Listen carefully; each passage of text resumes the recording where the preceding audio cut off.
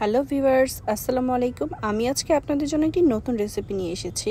সেটি হচ্ছে চিংড়ির মালাইকারি। এই চিংড়ির মালাইকারি রান্নাটা এক একজন এক এক রকম স্টাইলে করে থাকে, অ্যান্ড আমি কোন স্টাইলে এই রান্নাটা করে থাকি সেটা দেখতে হলে ভিডিওটি না কেটে সম্পূর্ণটা দেখে নিন। ফার্স্ট অফ অল আমি একটি বাটিতে কিছু চিংড়ি মাছ কেটে সুন্দর করে ধুয়ে রেখেছিলাম। চিংড়িটা কাটার সময় আমি লেজের এই অংশটা রেখে দিই, এটা আমার খুবই পছন্দ, এটাতে দেখতে খুবই সুন্দর। চিংড়ি মাছটাতে প্রথমে আমি একটু লবণ দিয়ে দিব আর একটু হলুদের গুঁড়া দিয়ে দিব, সাথে একটু মরিচের গুঁড়াও দিয়ে দিলাম। দিয়ে এই তিনটে উপকরণ একসাথে দিয়ে মাছটাকে সুন্দর করে মেখে একটু তেলে ভেজে নিব। মাছটাকে ভাজার জন্য একটি কড়াইতে আমি সামান্য তেল দিয়ে দিলাম, অ্যান্ড ইউ উইল সি এটা ভাজলে কতটা সুন্দর হবে। দেন আমি একে একে সবগুলো মাছকে ভাজা হয়ে গেলে একটি বাটির মধ্যে উঠিয়ে নিব। চিংড়ি মাছটা রান্নার জন্য এখন রেডি হয়ে গিয়েছে। এখন আমি একটি প্যানে কিছুটা তেল দিব, সাথে দিয়ে দিব পেঁয়াজের পেস্ট আর কিছু রসুন পেস্ট দিয়ে এটাকে খুব ভালোভাবে নেড়েচেড়ে নিতে হবে।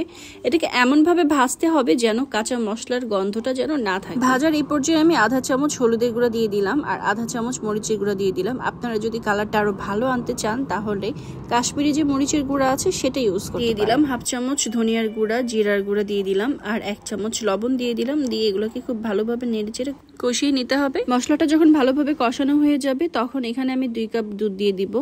আমি যে জারটা নিয়েছি সেই জারে 2 কাপ দুধই আছে। দুধটা দেওয়ার পরে এটা ভালোভাবে নেড়ে চেড়ে একটু ঢেকে দিতে হবে। ঢেকে দেওয়ার পরে বলক আসবে তখন আমি এখানে ছোট 1 বাটি নারিকেল পাউডার দিয়ে দিব।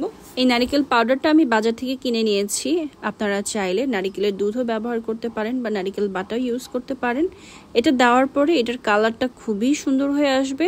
এটা খুব ভালোভাবে ফুটে উঠেছে আর এটা ঝোলটা যখন হালকা একটু ঘন হয়েছে তখন আমি যে ভাজা চিংড়ি মাছগুলো আছে সেগুলো এর মধ্যে দিয়ে দিব। দিয়ে একটু নেড়ে চেড়ে আবার ঢেকে দিব। রান্নার এই লাস্ট স্টেজে এসে আমি কিছু কাঁচামরিচ কুচি দিয়ে দিলাম। এই পর্যায়ে আমি 1 চামচ সুগার অ্যাড করলাম, তাহলে এটা টেস্টটা আরো বেড়ে যাবে। সো ভিউয়ার্স, দেখলেন তো ঝটপট রেডি হয়ে গেল আমার চিংড়ির মালাইকারি। এখন এটাকে পরিবেশনের পালা। দেখুন এটা দেখতে কতটা ইয়াম্মি হয়েছে। সো ভিউয়ার্স, আর দেরি কেন, আপনারাও ঝটপট বানিয়ে ফেলুন এই চিংড়ির মজাদার মালাইকারি রেসিপিটা। আর আমার এই রেসিপিটি যদি ভালো লাগে তাহলে অবশ্যই লাইক বাটনে প্রেস করবেন। আপনারা সবাই ভালো থাকবেন, সুস্থ থাকবেন। আল্লাহ হাফেজ।